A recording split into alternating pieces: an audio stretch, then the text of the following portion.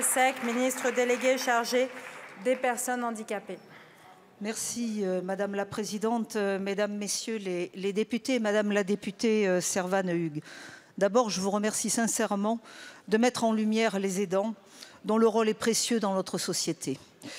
Le 6 octobre dernier était la journée des aidants et nous tenions ce jour-là avec la Première ministre le premier comité interministériel du handicap de ce gouvernement. Nous avons pu y entendre la parole des aidants. Leur place est évidemment essentielle, mais souvent trop méconnue.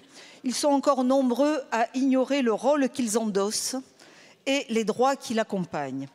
Un tiers d'entre eux délaissent leur propre santé. Un quart n'arrive pas à se ménager de répit. Alors oui, le gouvernement est mobilisé pour améliorer leur quotidien. Alors oui, beaucoup de progrès ont été réalisés, comme vous venez de le dire, par la stratégie nationale pour les aidants qui vient de se déployer. Et oui, il nous faut accentuer nos efforts. Nous élaborons avec le ministère des Solidarités, Jean-Christophe Combe, et le ministère de la Santé, François Braun, une nouvelle stratégie, baptisée « Agir avec les aidants ». Elle sera co-construite, comme toutes les stratégies que nous mettons en œuvre, avec les premiers concernés, aidants de personnes en situation de handicap, de personnes âgées, mais aussi, j'allais dire, de personnes malades.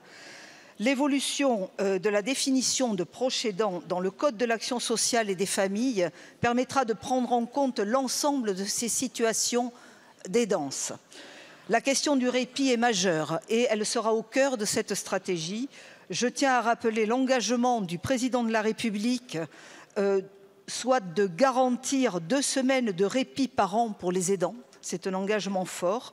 Aujourd'hui, 252 plateformes de répit ont été déployées. Il nous faudra renforcer ces solutions de répit en termes de maillage territorial. Il faut qu'elles soient présentes partout sur le territoire de notre pays, ainsi qu'en termes de diversité de l'offre. Merci Madame la Ministre. La parole est à Monsieur Benjamin